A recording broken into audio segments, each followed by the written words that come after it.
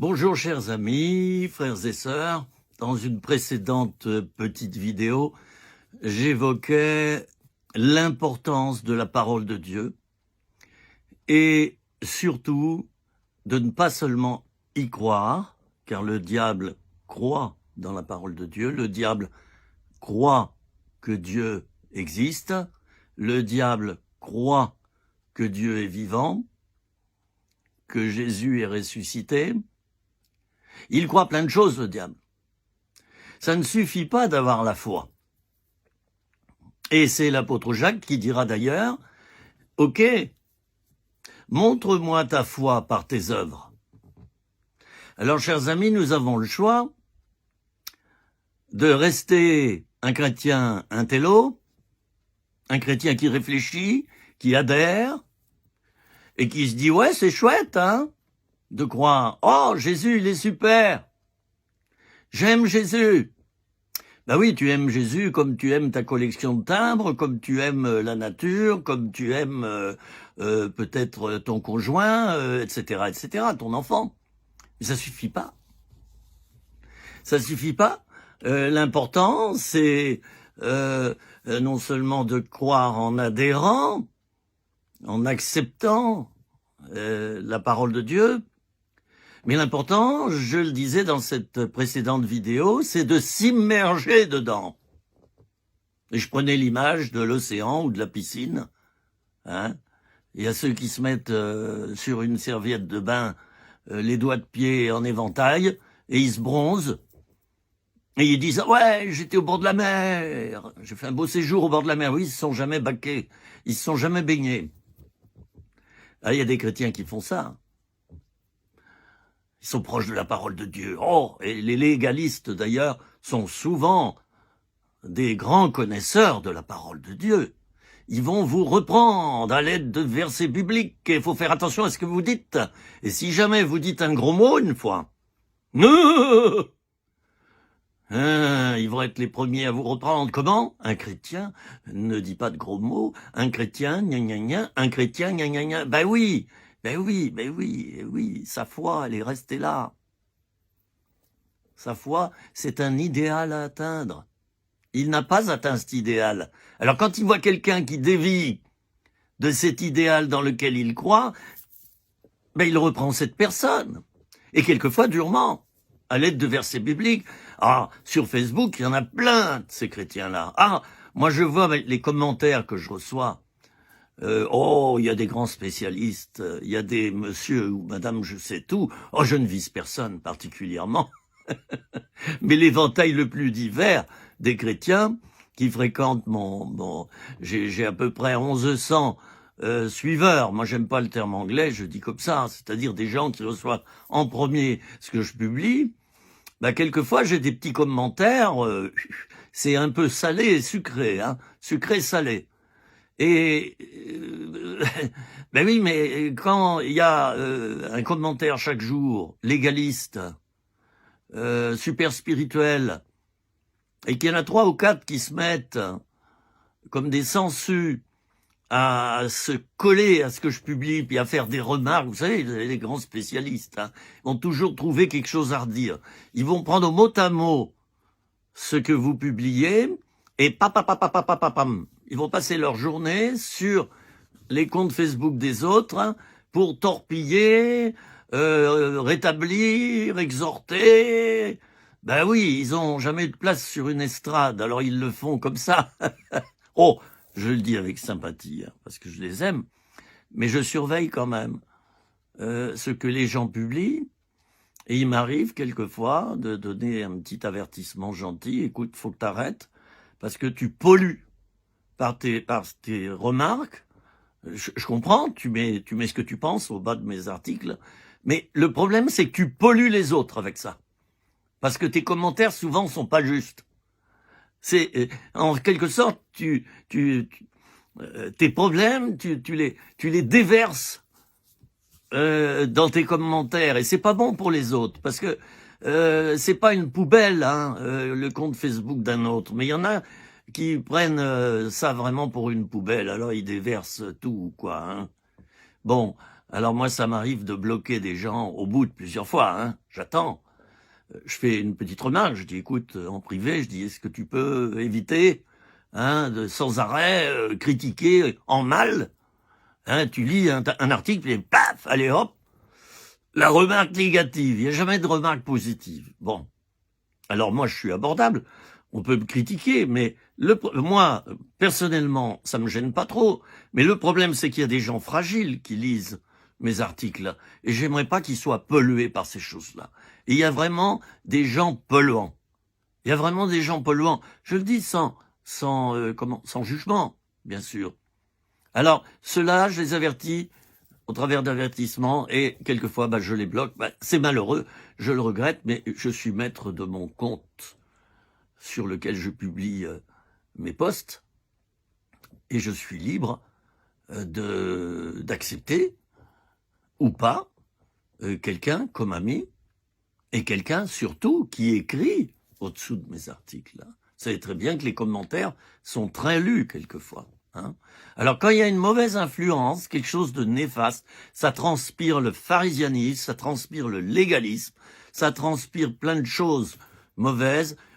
Après un ou deux avertissements, si la personne ne veut pas changer, je la bloque parce que l'apport n'est pas positif. On a le droit de pas être d'accord avec quelqu'un, mais de lui dire positivement, peu cher, hein, positivement. Moi, je pense que est-ce qu'il n'y aurait pas bon, ça va. T'es pas d'accord avec moi, mais tu en as parfaitement le droit. Mais ne pollue pas les autres en attaquant. Voilà.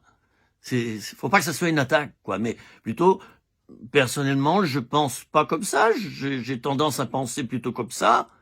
Moi, il y a aucun souci. Moi, je supprime pas un commentaire comme ça. Mais il y en a. Vous savez, c'est des juges hein, avec le petit marteau là, hein, en bois là. Paf. Bien. Alors, j'évoquais la parole de Dieu et les chrétiens qui ont survolé la parole, l'ont presque apprise par cœur d'ailleurs, dans certains cas, mais c'est demeuré une adhésion, comme on adhère à un club de sport, à un club de joueurs de cartes, un club de pétanque. Et puis, ils se sont pas immergés dans la parole. J'aime beaucoup cette image du baptême. Le baptême d'eau. C'est pas pour rien que Jésus a préconisé le baptême d'eau par immersion. Il n'a pas utilisé ce mot d'immersion.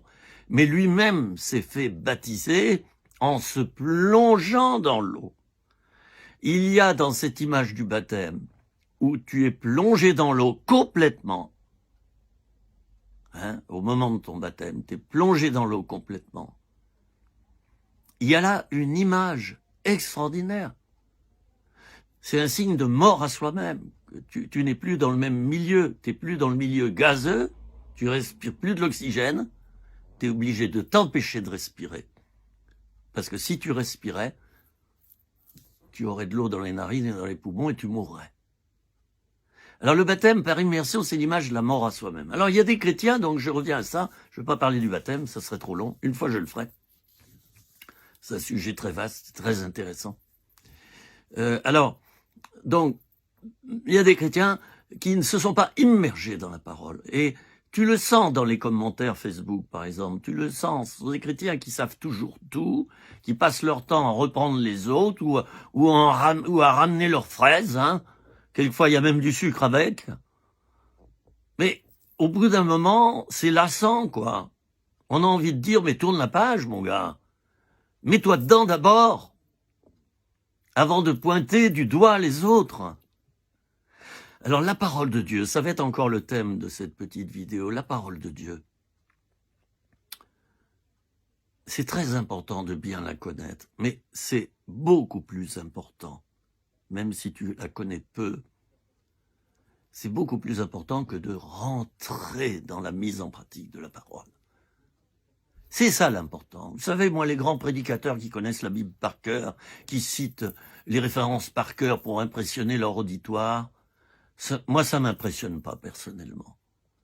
Moi, ce qui m'impressionne, c'est celui qui met les mains dans la mouise, dans le cambouis. C'est celui qui met en pratique. Pas le reste. Le reste, je trouve ça insupportable. Alors, j'ai noté ici quelques petites références bibliques par rapport à la parole de Dieu, la Bible. Hein. Je vous montre encore la mienne ici. Hein. Elle a 40 ans de lecture, cette Bible. Il y a des pages qui sont devenues du parchemin. De ce côté-là, je vous assure que c'est très fin. Vous voyez, c'est devenu du... Voilà, alors ma Bible, voilà, je l'ai lue plusieurs fois, et chaque verset est accompagné d'une couleur. Hein, et entre deux pages, j'ai rajouté du papier pelure avec des commentaires. Et ces commentaires viennent, je vous l'ai dit, du dictionnaire, du nouveau commentaire biblique, édition Emmaüs. C'est un gros bouquin qui vaut à peu près 40-50 € si vous l'achetez maintenant, et qui commente chaque verset de la Bible. Alors moi, je l'ai lu en entier, en lisant ma Bible, et les commentaires les plus importants, je les ai mis ici, au crayon à papier. Ce qui fait qu'en tant que prédicateur, en tant que pasteur, quand je prêche un texte, il y a des renvois, et puis j'ai des notes historiques, culturelles, etc., des interprétations différentes d'un verset. Ça me permet d'en parler. Bon, alors, ça c'est un petit secret de Polichinelle, du prédicateur. D'ailleurs, il existe des Bibles qui ont des doubles pages, hein, une page imprimée et une page blanche. Comme ça, le prédicateur, il peut annoter, il peut mettre des commentaires. Il faut le mettre au crayon à papier, les amis, hein, si vous faites ça. Ne le faites jamais avec un stylo à encre, parce qu'au bout d'un moment, ça tient pas, ça bavoche, ça traverse la feuille. Crayon à papier, ok ? Dans nos petites vidéos, on est pragmatique, on est concret. Moi, j'en ai que faire des théoriciens. J'ai 68 ans, je peux me permettre de l'affirmer. J'en ai que faire des théoriciens. Ce qui compte pour moi, c'est la mise en pratique, c'est l'expérience. Une expérience, bien sûr, qui tire sa source dans la réflexion, la sagesse, la connaissance, l'intelligence, bien sûr. Mais je vérifie que la personne qui me parle met en pratique. Vous savez, il suffit d'une heure.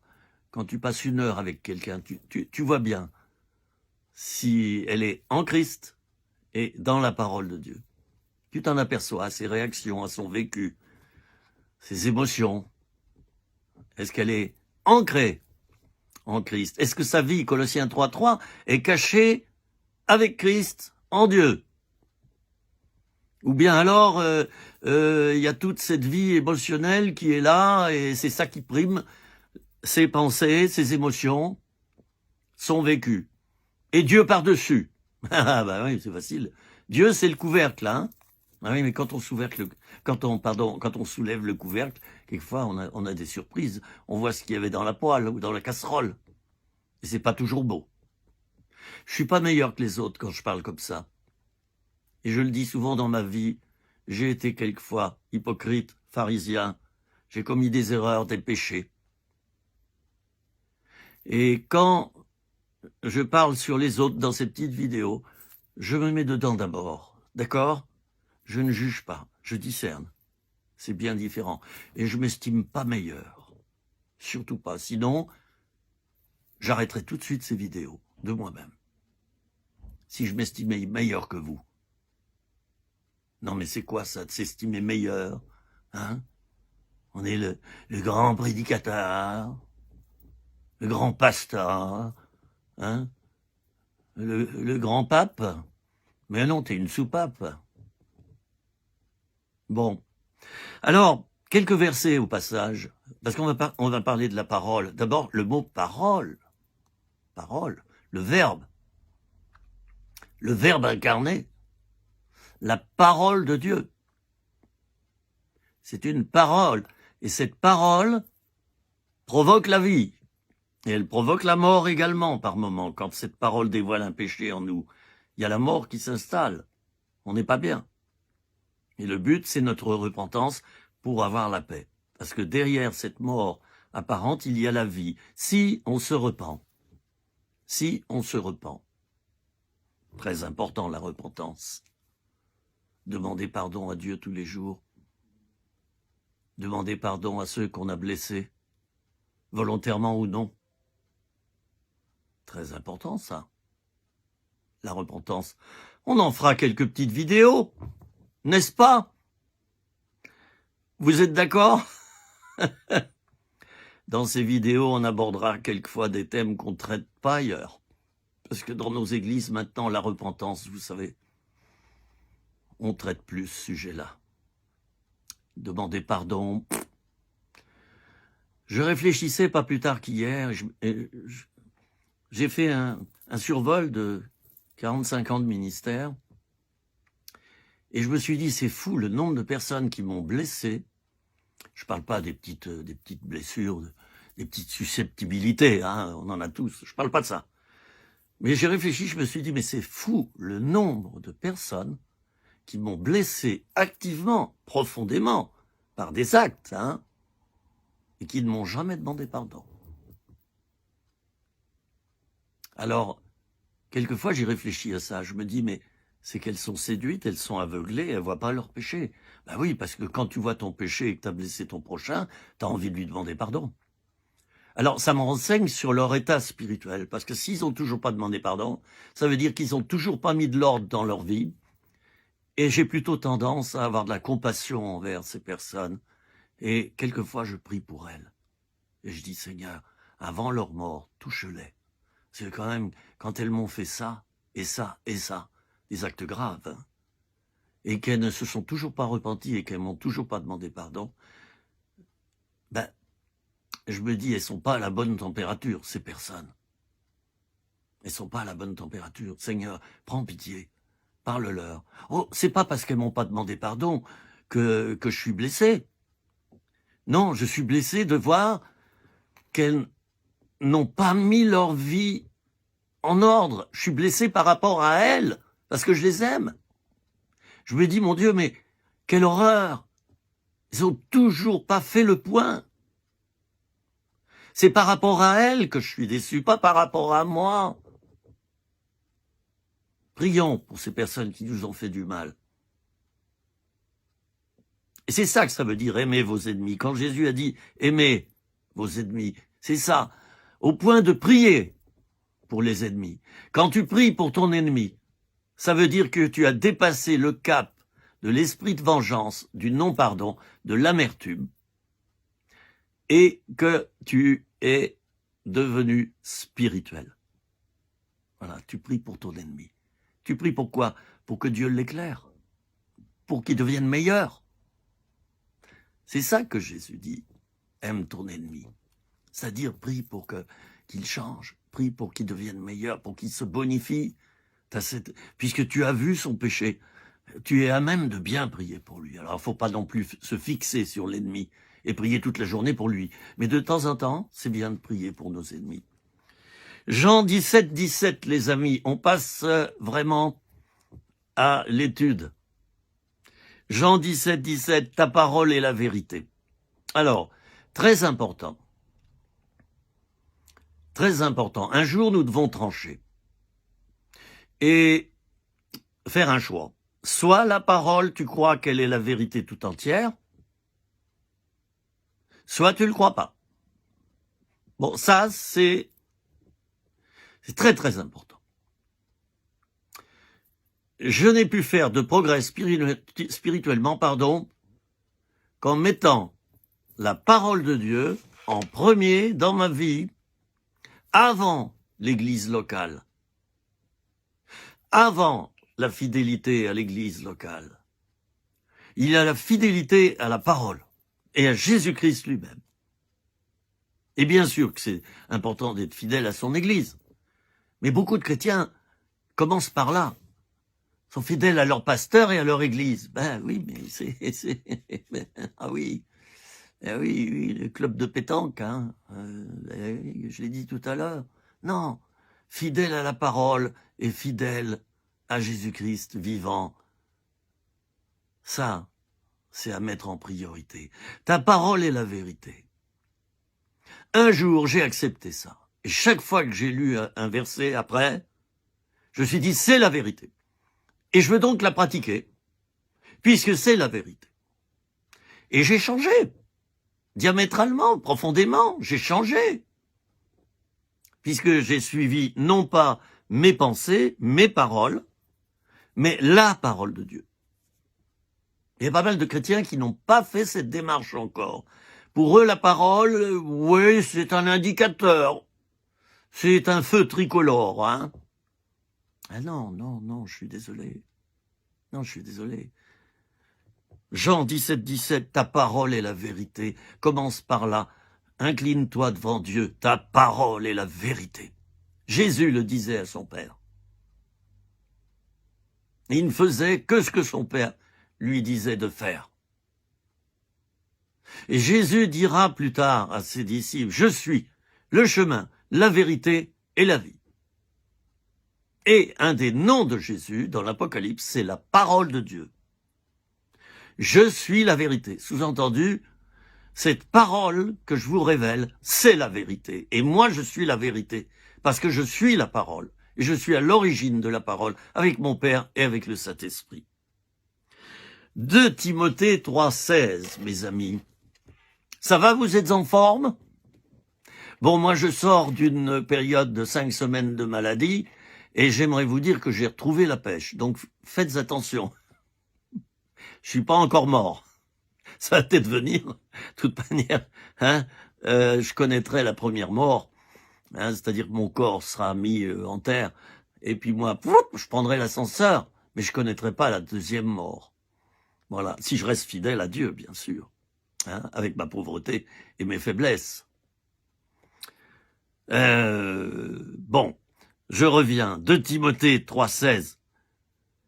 Toute écriture est inspirée de Dieu, utile pour enseigner, convaincre, corriger, instruire dans la justice, afin que l'homme de Dieu soit accompli et propre à toute bonne œuvre. Bon, posons-nous. Ah ben dites-moi, il y a tout un programme là. Si tu as faim, mets-toi à manger ce verset. Et je le disais l'autre fois dans une vidéo, la parole, c'est quelque chose qu'il faut manger dans le sens de digérer, dans le sens d'intégrer à sa vie. Vous voyez, c'est comme un levain.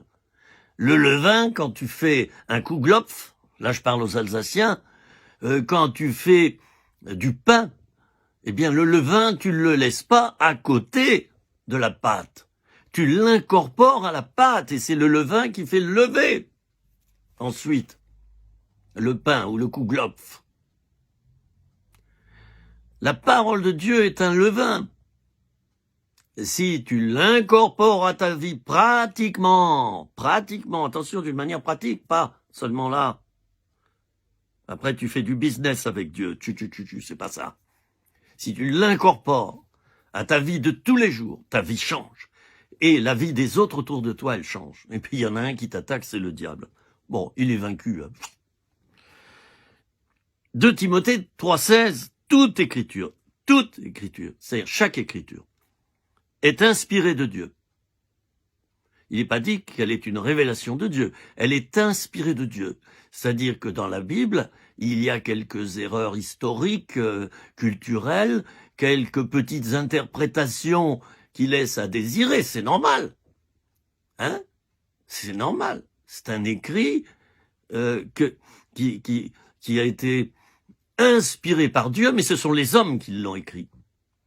Donc il faut savoir interpréter ce que Dieu a voulu dire au travers des Écritures que ces hommes de Dieu ont produit. Ce n'est pas du tout douter de la parole ou lui faire dire autre chose que ce qu'elle dit. D'accord? Ça s'appelle le discernement. Toute écriture est inspirée de Dieu. Est-ce que tu le crois? Et utile. Oh, j'aime les choses utiles. Utile pour enseigner, convaincre, corriger, instruire dans la justice. 4 choses importantes. Enseigner, convaincre, corriger, instruire. Dans la justice, hein. C'est-à-dire que la parole ne dit que des choses justes. Afin que l'homme de Dieu soit accompli. Afin que l'homme de Dieu soit accompli. Es-tu un homme ou une femme accompli? Quand on se dit c'est accompli, d'ailleurs Jésus l'a dit, tout est accompli. Quand une chose est accomplie, ça veut dire qu'elle s'est produite, qu'elle est faite, elle s'est mise en pratique, elle s'est passée, elle s'est produite, concrètement, réellement, dans le vécu, dans la pratique. Es-tu un chrétien accompli ou pas? Le chrétien qui n'est pas accompli, c'est un chrétien qui doute. C'est un chrétien qui n'est pas stable. C'est un chrétien qui va ça et là.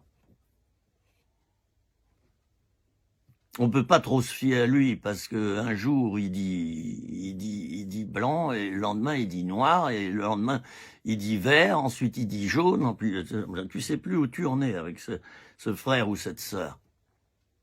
Dieu veut faire de toi un homme, une femme accomplie, solide. Quelqu'un qui est un rocher sur lequel les autres peuvent s'amarrer. Vous avez remarqué que dans les petits ports des villes en bord de mer, il y a des pontons avec des anneaux qui sont bien fixés sur les pontons. Et chaque voilier est amarré à cet anneau. Accroché au ponton, de manière à pouvoir résister, tenir et rester à sa place. Un homme de Dieu, une femme de Dieu accompli, un chrétien accompli, c'est un chrétien qui reste en place malgré toutes les tempêtes, malgré toutes les défaites, malgré toutes les erreurs ou les péchés commis, cette personne va rester en place. Et beaucoup vont venir se désaltérer à sa source. Un chrétien affermi, ça attire les autres chrétiens. Un chrétien qui n'est pas affermi, il ne les attire pas. Au contraire, il les repousse, les autres. Donc le but de Dieu, au travers de la connaissance de sa parole et au travers de la mise en pratique de la parole, c'est que tu deviennes accompli.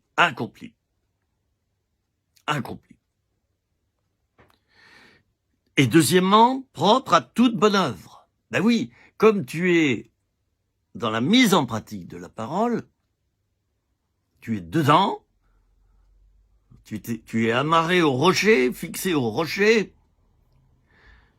tu es devenu un homme ou une femme solide spirituellement, avec ses limites bien sûr. Ben Dieu peut te faire pratiquer ses œuvres à lui. Tu vas pouvoir aider les autres dans leur délivrance, dans leur guérison. Dieu va t'envoyer plein de monde. Pourquoi? Parce que tu es formé, avec des bases solides. Et donc, tu peux apporter aux autres. Es-tu un chrétien solide, une chrétienne solide? Si tu es solide, et là, c'est pas une affaire d'émotion, mais de fondement. Si tu es solide, tu vas pouvoir aider les autres efficacement. Si tu n'es pas solide, Dieu ne va pas t'envoyer des personnes dans le besoin, parce qu'il voit que tu ne pourras pas accomplir cette tâche d'aide. Alors choisis. Veux-tu devenir plus solide encore? Jean 15. Vous savez, le sarment. Dieu va le couper, le tailler, pour qu'il porte davantage de fruits. Voilà. Alors évidemment, si tu veux devenir un homme ou une femme accompli, tu vas passer par des épreuves. Ben oui, la taille. Les épreuves. Les chrétiens qui résistent dans les épreuves, qui se plaignent tout le temps, qui gênent et qui s'estiment des victimes, sont des chrétiens qui n'acceptent pas que Dieu, dans cette épreuve, va les purifier et leur faire du bien. Alors ils ne changent pas. Est-ce que tu te plains tout le temps? Pas plus tard que tout à l'heure, j'ai une personne qui m'a eu au téléphone. Quelqu'un lui a passé mon numéro. Mais j'ai entendu pendant une demi-heure que des plaintes. Ah, voilà, dans ma vie, une personne qui est chrétienne, depuis longtemps. Ah, voilà, puis j'ai ça, puis il m'arrive telle tuile, voilà. Ouh, au bout de 20 minutes, déjà, je me sentais mal, comme si quelque chose venait sur moi. Je me sentais sale. Et je me suis dit, oh, cette personne ne s'appuie pas réellement sur Dieu. Elle fait que se plaindre. Vous savez, quelqu'un qui se plaint toujours, quelqu'un qui se prend en pitié, c'est quelqu'un d'orgueilleux et qui souvent ne veut pas changer et ne fait pas le nécessaire pour changer. La pitié de soi est une cousine de l'orgueil. Et alors quand on se plaint tout le temps, il est permis de se plaindre de temps en temps, hein, quand même on est des humains. Mais quelqu'un qui se plaint tout le temps, tout le temps, c'est des plaintes. Oh, il y a quelque chose qui va pas là, attention. Ça colle pas, ça. Il y a un jour, faut s'assumer. Et faut s'assumer dans les bons et les mauvais jours. Et l'épreuve ou l'échec, il faut l'assumer. Et dans ce cas-là, on va pas se plaindre. 2 Timothée 3,16, étudiez à la maison ce verset. Vous le passez au crayon de couleur, comme j'ai fait dans ma Bible. Et vous plongez dans la parole, et retenez ceci, c'est que l'écriture, elle est inspirée. J'ai dit d'abord qu'elle était la vérité. Deuxièmement, elle est inspirée. Troisièmement, elle est utile.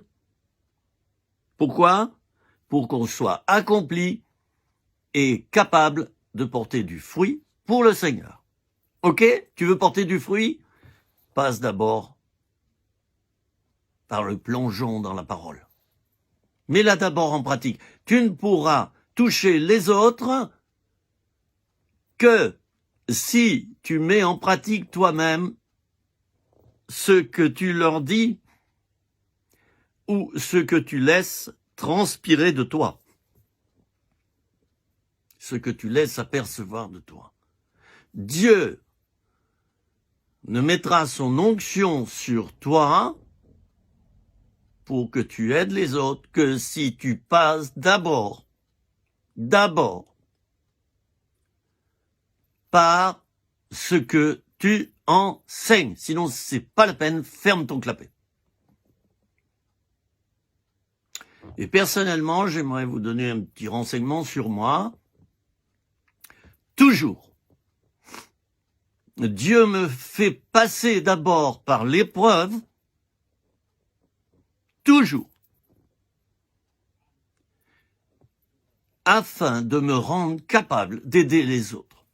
Alors quand on regarde ma vie, il y a quelqu'un un jour qui m'a dit « Oh là là, c'est pas reluisant ta vie quand même, hein. Même ta vie de pasteur, t'as eu des échecs, t'as commis des fautes. » Ce qu'ils ne savent pas, c'est que ces choses-là qui se sont produites dans ma vie et pour lesquelles je me suis repenti également, j'ai changé. Ces choses m'ont rendu capable d'aider les autres. Mais elles ne le savent pas, ces personnes-là. Moi, je sais comment Dieu fait avec moi. Il permet quelquefois qu'une faiblesse s'exprime chez moi. Paf! Je vis un échec, un problème. Je me repens ensuite, je change, et voilà que j'obtiens la compassion. J'ai la compassion pour aider les personnes qui passent par là. Alors voilà quelle est la méthode pédagogique du Seigneur envers moi depuis ma conversion. Et en général, quand Dieu me fait passer par des grandes épreuves, j'ai remarqué que ça dure 3 à 4 ans. Alors là, c'est que Dieu veut bâtir quelque chose de solide après. Donc, il met des fondations. Et pour mettre des fondations, il faut creuser. Il faut renoncer. Il faut enlever la terre pour mettre la fondation. Donc, quand Dieu enlève de ta vie les scories, les impuretés, les péchés, etc., quelquefois ça prend du temps, ça peut prendre plusieurs années, eh bien, il va couler le béton ensuite, il va mettre le fondement, et là, il y a un bâtiment qui va s'élever par-dessus. D'accord? Et les gens viendront dans ce bâtiment. Je ne parle pas du bâtiment église. Je parle du bâtiment spirituel. Alors une personne qui n'accepte pas de passer par l'épreuve, qui regimbe, qui se rebelle dès qu'il y a une épreuve, ben Dieu ne peut pas construire sur cette personne, vous comprenez? Il ne peut pas construire. Pas possible. Tu es comme une marée qui monte et descend constamment. Ah oui, mais on ne peut pas se baigner longtemps. Les gens ne pourront pas vraiment recevoir beaucoup de toi parce que ça va et ça vient dans ta vie, c'est pas stable. C'est pas stable. La Bible parle beaucoup d'elle-même, de la parole de Dieu, et c'est normal. C'est normal. Hébreux 4,12. Je vous lis. La parole de Dieu est vivante, efficace, plus tranchante qu'une épée quelconque à deux tranchants, pénétrante jusqu'à partager âme et esprit, jointures et moelles. Elle juge les sentiments et les pensées du cœur. Deuxième verset, Hébreux 4,12. Je vous ai expliqué tout à l'heure 2 Timothée 3,16 et avant c'était Jean 17. On en arrive pour cette fin de petite vidéo. Je vais continuer sur ce thème, certainement dans d'autres vidéos. Alors, voilà d'autres renseignements sur la Bible, sur la parole de Dieu, sur les Saintes Écritures. La parole de Dieu, elle est vivante. Vivante. Je ne sais pas si vous êtes allés dans les celliers d'un agriculteur, là où il remise le blé. C'est plein de grains de blé. Et si tu prends un tabouret et que tu t'assieds et que tu surveilles les grains de blé, ben, il n'y a rien qui bouge. Il n'y a aucun mouvement. Par contre, ça sent, hein. Ça dégage une bonne odeur d'ailleurs. J'aime bien l'odeur du blé. Quand tu es devant la parole de Dieu, tu poses la Bible sur ta table, est-ce qu'elle bouge? Non.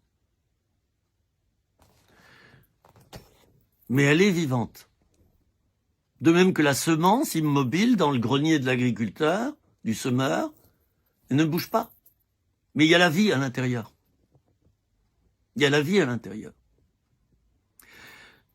Très important, l'auteur de l'épître aux Hébreux, on ne sait pas qui c'est. Certains disent que c'est Paul, mais on n'en est pas sûr.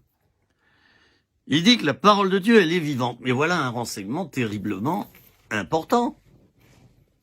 Important. Elle est vivante. Mais vous vous rendez compte? Je parlais du levain tout à l'heure, qui fait lever toute la pâte. Le levain est vivant. C'est-à-dire que si je le prends, si je l'incorpore à la pâte, il aura une action vivifiante, reconstructrice, fondatrice.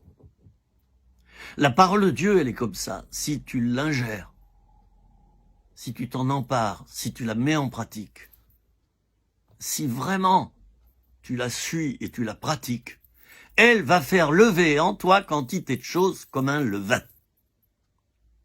Elle est vivante. Là encore, tu le crois ou tu le crois pas? Moi, je connais des chrétiens qui le croient. Enfin, c'est pas qu'ils le croient pas, mais ils me démontrent par leur vie qu'ils le croient pas. Ils sont tout le temps à se plaindre. Ils ont des factures à payer, ils ont pas d'argent, ils se plaignent. J'ai pas d'argent. Ils sont malades, ils se plaignent. Bon, c'est vrai que quand on est malade, on a le droit aussi de se plaindre un peu, hein. Mais je veux dire, ils sont constamment en train de se plaindre. Oh, j'ai mal, oh! C'est les victimes de la terre entière. Eh oui, mais ça va pas, ça. Ça va pas. Parce que ça veut dire qu'elle n'intègre pas la parole de Dieu. La parole de Dieu te dit que si tu crois, tu seras guéri. La parole de Dieu te dit que Dieu pourvoira à tous tes besoins parce que tu es son enfant. Donc le Père pourvoira financièrement à tous tes besoins selon sa richesse et avec gloire. Est-ce que tu en es emparé de ce verset? Et dans les moments où tu n'as pas beaucoup d'argent, tu le proclames et du coup tu reçois des dons sans avoir parlé à quiconque. Tu reçois des dons. Ben oui, Dieu pourvoit. T'es son enfant. Voilà, maintenant il faut avoir la foi. Et la foi déclenche quoi? Elle déclenche l'accomplissement de la promesse de Dieu. Le juste vivra par la foi. L'élément déclencheur, c'est ta foi. Si t'as pas la foi, ça déclenche pas l'action de Dieu. C'est comme ça. Moi, c'est pas moi qui ai choisi ça. C'est comme ça. C'est pas autrement. C'est comme quand on tendit une voiture. Bon ben, quand t'appuies sur l'accélérateur, la voiture avance. Et quand tu passes la marche arrière, t'appuies sur l'accélérateur, la voiture recule. C'est comme ça, c'est un fait. C'est un fait. Alors, la parole de Dieu, elle est pleine de faits. Il faut s'en emparer, le croire et surtout le mettre en pratique. Si tu mets pas en pratique la parole de Dieu, c'est comme si tu étais assis dans une belle Mercedes, dernier cri, et que tu t'en servais jamais. Ou alors, tout à coup, tu nettoies les vitres. Tu nettoies tout. Hein. Tu poutses, comme disent les Suisses. Hein. Tu poutses. Ou les Alsaciens, tu poutses. Mais ça sert à quoi d'avoir une belle voiture et de pas s'en servir? Ça sert à quoi? À rien du tout. C'est de l'argent perdu qu'aurait pu aider des pauvres. Bon. Alors la parole, c'est par la foi que tu t'en empares. Tu crois qu'elle est la vérité, tu crois qu'elle est vivante, tu t'en empares, tu la mets en pratique et elle germe. Et il y a un petit, il y a un petit germe qui apparaît dans le sol, puis ensuite il y a une tige, et puis il y a l'épi. Et un grain porte 30, 60, 100. Voilà le rapport. Parlons investissement. Là, c'est un investissement spirituel dont je parle. Tu investis par la foi dans la parole, eh ben, tu récoltes le bénéfice. Faut pas le faire d'ailleurs pour récolter le bénéfice. Faut pas être égoïste. Hein. Voilà, Seigneur, j'obéis à ta parole parce que je vais récolter des bénéfices pour moi. Non, non. J'obéis à ta parole, Seigneur, parce que je t'aime. Voilà, c'est tout. Et j'aime aussi ta parole. C'est comme ça que ça marche. Comme ça que ça marche. C'est très important, ça. Que ce soit par amour qu'on fasse les choses. Et non pas pour récolter. C'est trop facile, ça. Ben, c'est quoi, ça? C'est le principe du monde. Ah oui, un investisseur, il investit. Pourquoi? Ben, pour que ça rapporte. Si dans ta vie spirituelle, tu fais comme les investisseurs de ce monde, hein, qui mettent tout en bourse et qui font que boursicoter et jouer avec l'argent pour récolter, ben, tu fais pas mieux que le monde. J'obéis à la parole parce que je t'aime, Seigneur. Parce que je t'aime. Je rentre dans mon appel parce que je t'aime. Tout par amour. Tout par amour. Je répète, tout par amour. La parole de Dieu, elle est vivante. Deuxièmement, donc là je suis dans Hébreux 4.12, elle est efficace. Elle est efficace. Oh, ça c'est formidable. Non seulement elle est vivante, mais elle est efficace. C'est une promesse, hein. Elle est efficace. Troisièmement, elle est plus tranchante qu'une épée à 2 tranchants. Il y a l'épée à 1 tranchant et il y a l'épée à 2 tranchants. L'épée à 2 tranchants, c'est une épée qui est effilée des 2 côtés de la lame. Et donc, quand l'épée va agir, pensez bien qu'elle va être 2 fois plus efficace que si elle n'avait qu'un tranchant. Efficace, plus tranchante, elle est tranchante, plus tranchante qu'une épée quelconque à 2 tranchants. Ensuite, donc, quatrièmement, pénétrante jusqu'à partager âme et esprit, jointures et moelle. Bah oui, quand tu prêches la parole, ça sépare chez les gens le bien du mal, le péché des choses bonnes. Ça sépare plein de choses. L'âme et l'esprit, l'âme et le corps. La parole de Dieu, elle fait un tri. Ben, c'est normal. C'est normal. Parce qu'elle est vivante et elle est efficace. Enfin, elle juge les sentiments et les pensées du cœur. Elle juge les sentiments et les pensées du cœur. C'est pour ça qu'il y en a qui n'aiment pas lire la parole. Parce qu'ils se sentent repris. Ils se sentent jugés. Et la parole ne te juge pas. Elle te discerne, je te signale. Elle te discerne. Parce que juger, il y a deux interprétations. Il y a le jugement discernement et il y a le jugement abaissement. Méchanceté. Pollution. Et beaucoup de chrétiens n'ont jamais compris ça. D'ailleurs, moi, combien j'ai de remarques sur mes publications. Oh, mais il y en a combien qui me reprennent? Comment? Alors ça, le moralisateur du jour, je l'ai tous les jours. Une moralisatrice, hein. Comment, frère, mais vous jugez les autres pasteurs? Qui êtes-vous? Comment vous jugez? Faut jamais juger. Alors ça, on me le met dans les dents tous les jours. Ça y est, j'ai mis un discernement, j'ai donc jugé. Je suis un méchant, je suis un dégoûtant. Mais qu'est-ce que c'est que ça? On a le droit de discerner. De dire ça c'est bien, ça c'est mal. Il y a des bons et des mauvais pasteurs. Il y a des bons et des mauvais chrétiens. Si tu le dis en discernant, tu as le droit de le faire. Mais si tu le dis en jugeant, tu es condamné d'avance. Alors ça, j'y ai droit à tous les coups, hein, parce que moi je m'exprime sur beaucoup de sujets. Alors les gens, ils n'ont pas beaucoup de... bon, je vais me taire, parce que bientôt on va me jeter. Il y en a qui auraient vraiment besoin un petit peu d'instruction, là, hein, et puis de réflexion. Hein. Ils voient pas plus loin que le bout de leur nez. Alors ils prennent au premier degré ce que je dis, et ça y est, je me ramasse encore plein d'exhortations bibliques. Alors moi maintenant, quand ça va trop loin, des commentaires comme ça, je les supprime. C'est de la pollution. Ils ont rien compris, ils ont pas compris que je suis en train de dire que ce sapin, il est vert. Hein? Et puis, c'est un beau sapin. Hein? C'est un beau sapin. Je crois que le Norman, hein, c'est un sapin différent de l'épicéa. Il tient beaucoup plus longtemps. Alors, j'ai dit que le sapin était vert et que c'était un sapin Norman. Oh, ça y est, j'ai jugé. J'ai pas le droit. Mais c'est quoi ça? C'est du totalitarisme. Mais il nous faut discerner. D'ailleurs, c'est bien dit dans la parole, discerner les esprits pour savoir s'ils viennent de Dieu. Il faut discerner également les hommes et les femmes. Il faut discerner les chrétiens, il faut discerner les pasteurs. Si vous ne le faites pas, vous tomberez sur la coupe de faux prophètes, de faux pasteurs, de faux docteurs. La Bible en parle. Et vous vous ferez avoir. Dans les magasins, quand on donne un billet de 100 €, on prend le billet et on le passe dans la machine là qui va voir si c'est un vrai ou un faux billet. Est-ce qu'on a commis quelque chose de mal en le faisant? Mais non.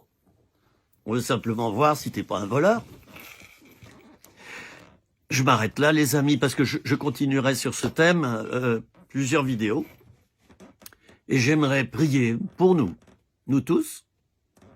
Nous avons tous besoin de croire que la parole, elle est vivante, elle est efficace, elle est tranchante. Elle est la vérité. Nous avons tous besoin de le croire et de continuer à le croire dans le temps, parce que tu as pu le faire au début, mais tu le fais plus maintenant. Hein? La parole, elle est inspirée pour qu'on devienne accompli. On va prier pour...